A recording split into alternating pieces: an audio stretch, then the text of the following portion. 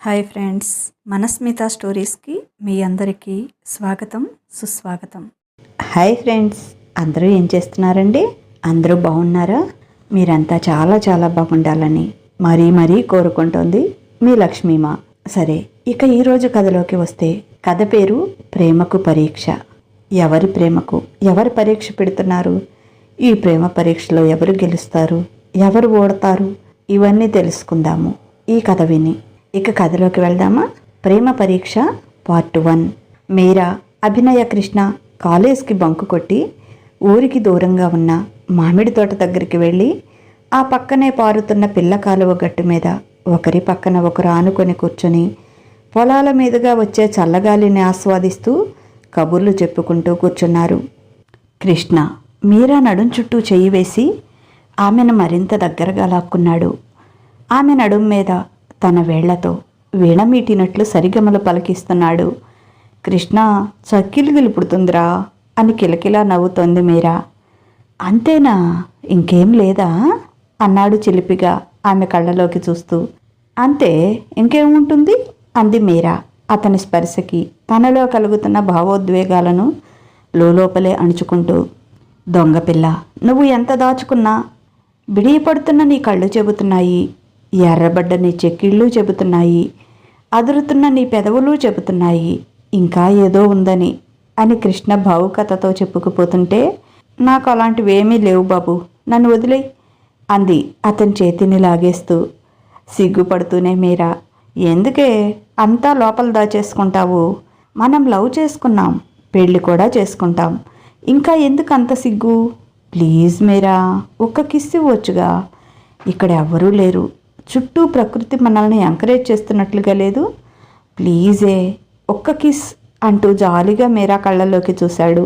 No no no, నువ్వు నన్ను ఎంత టెంప్ట్ చేసినా నో యూజ్ కృష్ణబాబు, అవన్నీ పెళ్ళయ్యాకే, మన ఫస్ట్ నైట్ రోజే అంది.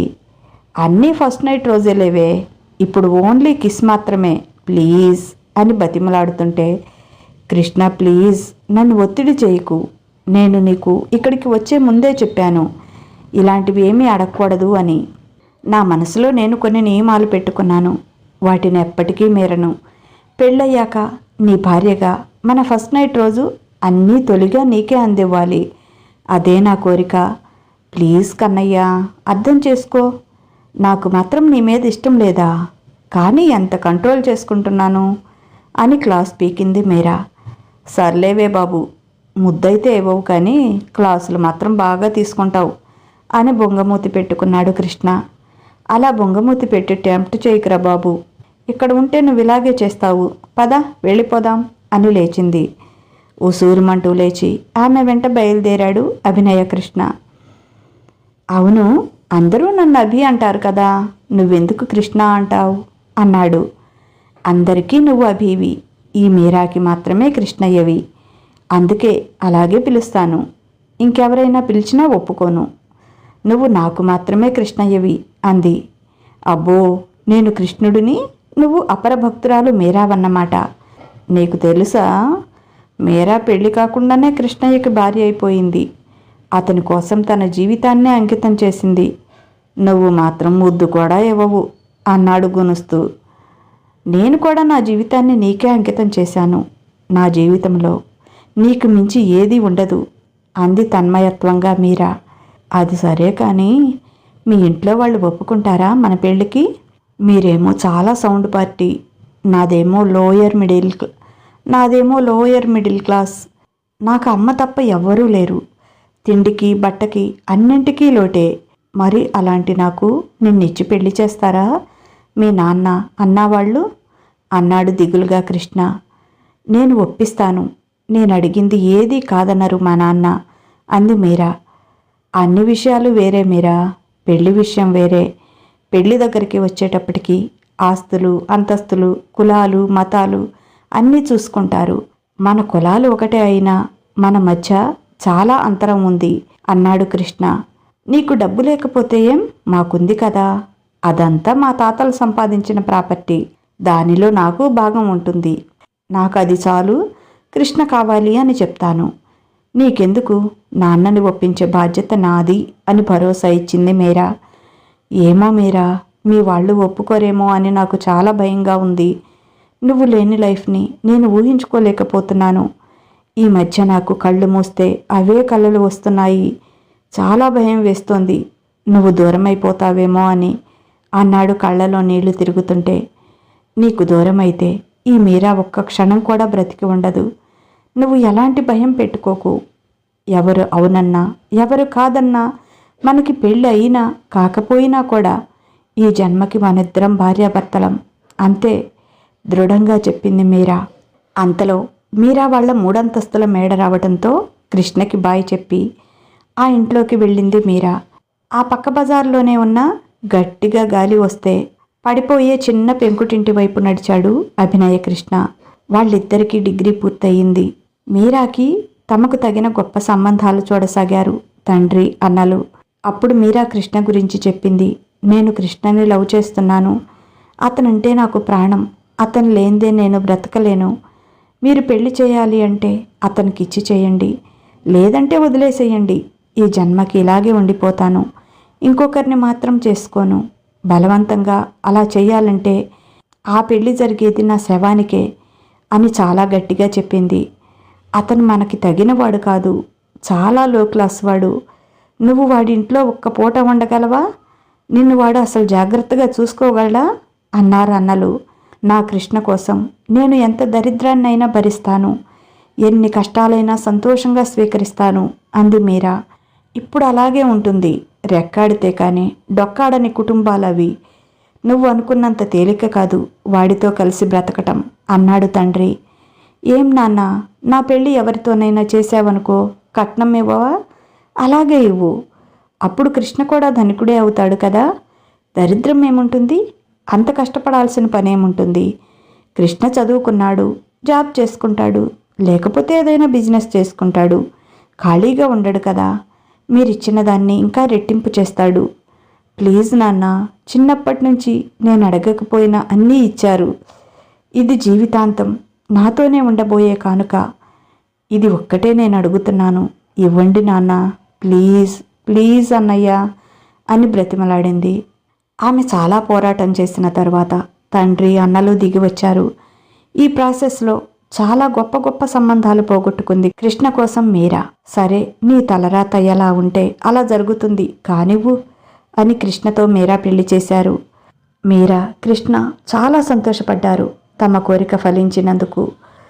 మొదటి రాత్రి గదిలోకి వచ్చిన మీరాని సుడిగాలిలా చుట్టేశాడు కృష్ణ. ఆమెకు ఊపిరాడకుండా మొహమంతా ముద్దులు పెడుతుంటే, ఏంటి ఆ తొందర? ఇప్పుడు మన పెళ్ళైపోయింది.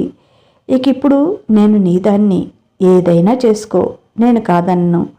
కానీ కొన్ని పద్ధతులు ఉన్నాయి అని పాల గ్లాసు పక్కన స్వీట్స్ ఉన్న టీపాయ్ మీద పెట్టి కృష్ణ కాళ్ళకి నమస్కరించింది.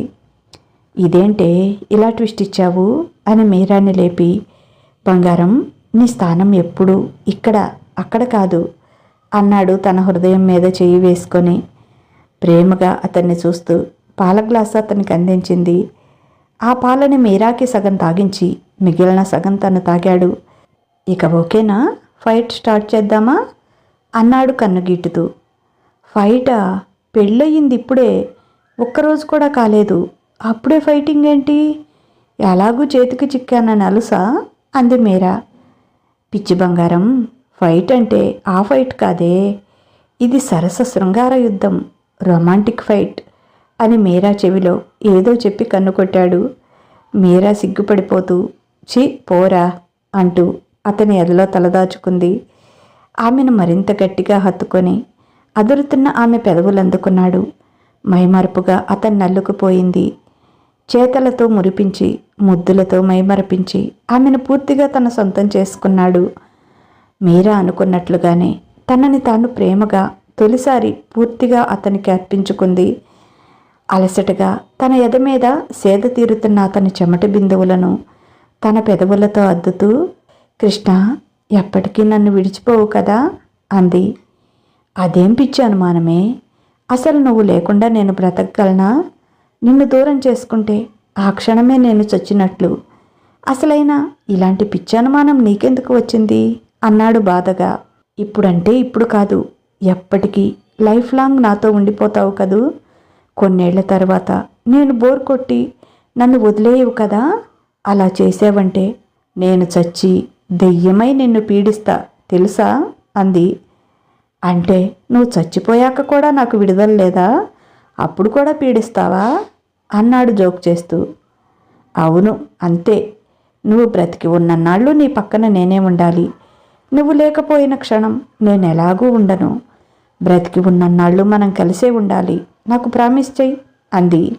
ప్రామిస్, నిన్ను నా ప్రాణం ఉన్నంత వరకు విడిచి ఉండను, నిన్ను దూరం పెట్టను. నిన్ను దూరం పెట్టాను అంటే అది నేను చనిపోయాకే అన్నాడు ఎమోషనల్ అవుతూ. అతన్ని అల్లుకుపోయి మొహమంతా ముద్దులు పెడుతుంటే, ముద్దు పెట్టాల్సింది ఒక్కడ కాదే అని ఆమె పెదవులు అందుకొని మళ్ళీ శృంగార సమరానికి తెర తీశాడు కృష్ణ. అలా 4 నెలలు గడిచాయి. మీరా తండ్రి, ఏం చేయాలనుకుంటున్నావు అభి? జాబ్ చేస్తావా అని అడిగాడు. లేదు మామయ్య, నాకు జాబ్ మీద ఇంట్రెస్ట్ లేదు, ఏదైనా బిజినెస్ చేయాలని ఉంది. కానీ నా పరిస్థితి మీకు తెలుసు కదా, నా దగ్గర మనీ లేదు. అందుకే కొన్నాళ్ళు జాబ్ చేసి ఎంతో కొంత కూడబెట్టి ఆ తర్వాత బిజినెస్ స్టార్ట్ చేస్తాను అన్నాడు. ఏం బిజినెస్ చేయాలనుకుంటున్నావు అన్నాడు ఆయన. ఫర్నిచర్ మేకింగ్ బిజినెస్ పెట్టాలనుకుంటున్నాను అని చెప్పాడు కృష్ణ. సరే, డబ్బు నేను ఇస్తాను, బిజినెస్ మొదలుపెట్టు అని డబ్బిచ్చారు. సిటీలో మీరా పేరుతో మంచి ఇల్లు కొనిపెట్టారు. సరే మామయ్య, బిజినెస్లో ప్రాఫిట్ వచ్చాక మీ డబ్బు మీకు చిన్నగా ఇచ్చేస్తాను అని చెప్పాడు అభి. సరే, ముందు నువ్వు లాభాలు సాధించు అన్నాడు మీరా తండ్రి. తండ్రి అలా అనటం మీరాకి నచ్చలేదు. నువ్వు ఆ డబ్బు నాకు ఇవ్వాల్సిన అవసరం లేదు, అవి నా కూతురికి కట్నంగా ఇచ్చాను అని ఒక మాట అంటే బాగుండేది కదా అనుకుంది మనసులో. కూతురి మనసు కనిపెట్టిన తండ్రి తర్వాత ఆమె ఒక్కటే ఉన్నప్పుడు చెప్పాడు. తల్లి, మీ దగ్గర ఆ డబ్బు తిరిగి తీసుకోవాలని కాదు, తిరిగి ఇవ్వాలి అనే భయం అతనిలో ఉండాలి. అప్పుడే బిజినెస్ని ఈజీగా తీసుకోడు. డబ్బు తిరిగి ఇచ్చే పని లేదు అనుకుంటే లెక్కలేనితనంగా ఉంటుంది. నీ మనసు కష్టపెట్టుకోకూడదు అని ఈ మాట చెప్తున్నాను. ఈ మాట అభితో చెప్పొద్దు అని చెప్పాడు. సరే నాన్న, నాకు అంత ఆలోచన పోలేదు, మా మంచి నాన్న అని ఆయన బుగ్గ మీద ముద్దు పెట్టింది. మంచి రోజు చూసుకొని కృష్ణని మీరాని కొత్త ఇంట్లో గృహప్రవేశం చేపించారు. కృష్ణ బిజినెస్ కూడా స్టార్ట్ చేశాడు. బాగానే సాగుతుంది. ఓ సంవత్సరం తర్వాత మామగారికి కొంచెం మనీ తిరిగి ఇవ్వబోతే, నీది ఇప్పుడిప్పుడే పెట్టిన బిజినెస్ కదా, ఈ డబ్బుతో ఇంకొంచెం ఇంప్రూవ్ చేసుకో, నాకేముంది, తర్వాతైనా ఇవ్వచ్చు అని చెప్పారాయన. ఆ మాటకి చాలా హ్యాపీ ఫీల్ అయ్యాడు కృష్ణ. బిజినెస్ని డెవలప్ చేయసాగాడు. పగలంతా బిజినెస్తో, నైట్ మీరాతో ఒకటే బిజీ కృష్ణకి. 7 ఏళ్ళు గడిచాయి. మీరాకి కృష్ణకి 2 పిల్లలు కూడా పుట్టారు. పాపకి 5 ఏళ్ళు, స్కూల్కి వెళ్తోంది.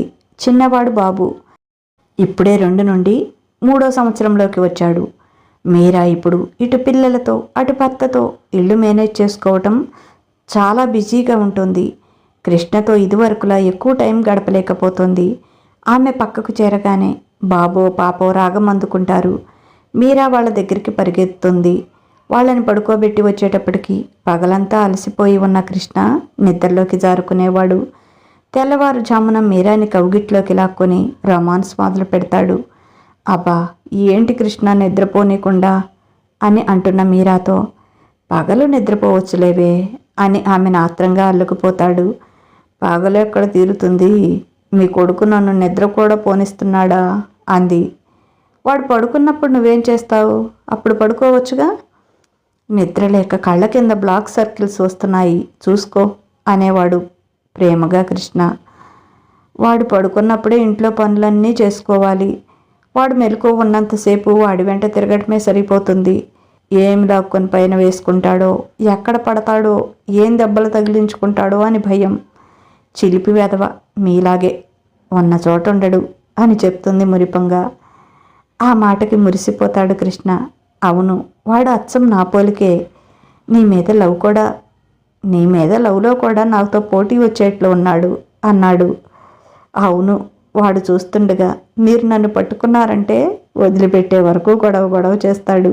బేబీ కూడా మా అమ్మ అంటే ఒప్పుకోడు, కాదు నా అమ్మే అంటాడు గట్టిగా అని చెప్పుకొని మురిసిపోతుంది మీరా. ఈ మాటల్లోనే వాళ్ళ రొమాన్స్ కూడా పూర్తయింది. ఎప్పుడూ పిల్లల గొడవేనా, కొంచెం మొగుడు మీద కూడా శ్రద్ధ పెట్టవే అంటాడు కృష్ణ. ఇంకా ఏం పెట్టాలమ్మా, నీకేం తక్కువ చేశాను? నాకు వంట రాకపోయినా నేర్చుకొని మరి నీకు ఇష్టమైనవన్నీ వండి పెడుతున్నానా లేదా? చదువుకున్నా కూడా జాబ్ చేయకుండా ఇంట్లో కూర్చొని ఇంటిని, మిమ్మల్ని, పిల్లల్ని చూసుకుంటున్నా కదా. భార్యగా నేనెక్కడా లోటు చేయటం లేదు, పడకలో సహా అంది మీరా బుంగముద్దు పెట్టుకొని. నా బంగారానివే నువ్వు అని దగ్గరికి లాక్కొని మొహం మీద పడుతున్న ఆమె ముంగుర్లు సవరిస్తూ, కావాలంటే పని మనుషులను పెట్టుకోవే, అంత కష్టపడకు, అప్పుడు ఎలా ఉండేదానివి, పాడైపోయావు చూడు. మీ నాన్న వాళ్ళు ఏమనుకుంటారు? నేను సరిగ్గా చూడటం లేదు అనుకుంటారు. నువ్వేమో వర్కర్స్ని పెట్టుకోమంటే వినవు అన్నాడు కృష్ణ. నా పిల్లలకి, నా భర్తకి నా చేత్తో అన్నీ చేసి పెట్టుకుంటేనే నాకు సంతృప్తి. ఏం పర్లేదు, ఇంకా కొన్నాళ్ళు బాబు కూడా స్కూల్కి వెళ్తే అప్పుడు ఎక్కువ ఫ్రీ టైం ఉంటుందిలే అంది. సరే కాసేపు పడుకో, ఇంకా తెల్లవారటానికి టైం ఉందిలే అని తన గుండెల మీదకి లాక్కొని ఆమెను చుట్టేసుకొని నిద్రలోకి జారుకుంటాడు కృష్ణ. అతను అలా నిద్రపోగానే చిన్నగా విడిపించుకొని లేచి వాష్రూమ్కి వెళ్ళి వచ్చి పిల్లల దగ్గరికి వెళ్ళి వాళ్ళని చూసుకొని బెడ్షీట్ సరిచేసి తన పనులు స్టార్ట్ చేసుకుంటుంది మీరా. అంతా బాగానే జరుగుతుంది అనుకున్న సమయంలో కృష్ణలో ఎందుకో సడన్గా చేంజ్ వచ్చింది. రోజు అర్ధరాత్రి వరకు ఇంటికి రాకపోవడం ఎక్కువయ్యింది. అదేమంటే వర్క్ ఎక్కువగా ఉంది అంటున్నాడు. ఈ మధ్య మీరాని కూడా దగ్గరికి తీసుకోవటం లేదు. బాగా అలసిపోతున్నాను, మూడొండటం లేదు అని చెప్తున్నాడు. ఒకరోజు కొడుక్కి డైపర్స్ అయిపోయాయి, ఇంట్లోకి కూడా కొన్ని సామాన్లు కావాలి అని సూపర్ మార్కెట్కి వెళ్ళింది మీరా. తనకు కావలసిన సరుకులు తీసుకొని ఎలాగూ వచ్చాను, కృష్ణ బర్త్డే వస్తుంది, పిల్లలకి ఆయనకి బట్టలు కూడా తీసుకుందాం అని అదే షాపింగ్ మాల్లో పైన ఉన్న జెంట్స్ క్లాత్ షాప్కి వెళ్ళింది. షర్ట్స్ చూస్తుంటే తను చూసే అవతల వైపు నుంచి మాటలు వినపడుతున్నాయి. ఇద్దరి మధ్య బట్టల స్టాండ్ అడ్డంగా ఉండటంతో మనుషులు కనిపించటం లేదు, కానీ మాటలు స్పష్టంగా వినపడుతున్నాయి. కృష్ణ, ఈ షర్టు నీకు చాలా బాగుంటుంది, నీ ఏజ్ 10 years తగ్గినట్లవుతుంది, మళ్ళీ కాలేజ్ కుర్రాడివైపోతావు అని పకపకా నవ్వుతోంది ఒక ఆడగొంతు. నిజంగానా? నేను కాలేజీ కుర్రాడినైతే నువ్వు తట్టుకుంటావా అని ఆమె చెవిలో ఏదో చెప్పినట్టున్నాడు. ఆమె సిగ్గుపడుతూ, ఛీ పో కృష్ణ, మరీ చిలిపితనం ఎక్కువవుతుంది నీకు, మనం పబ్లిక్లో ఉన్నాం అంటుంది ఆ అమ్మాయి. ఉంటే ఏమైంది, చూసేవాళ్లే కళ్ళు మూసుకుంటారు అని నవ్వుతున్నాడు కృష్ణ. మీరాకి ఆ మాటలు వింటుంటే తన గుండెను ఎవరో 2 చేతులతో పట్టుకొని పిండినంత బాధగా అనిపిస్తుంది. అది తనకి ఎంతో సుపరిచితమైన కృష్ణ గొంతు, తన కృష్ణ గొంతు. ఆ అమ్మాయి కూడా ఎక్కడో విన్నా నా గొంతు అనుకుంటూ గుండె చిక్క పట్టుకొని, దేవుడా నేను అనుకునేది నిజం కాకూడదు, అక్కడ నా కృష్ణ ఉండకూడదు అని భగవంతుడికి విన్నవించుకుంటూనే అటు తిరిగి వెళ్ళింది. అక్కడ కృష్ణ ఆ అమ్మాయిని ముద్దు పెట్టుకుంటున్నాడు పబ్లిక్లో, సిగ్గు లేకుండా.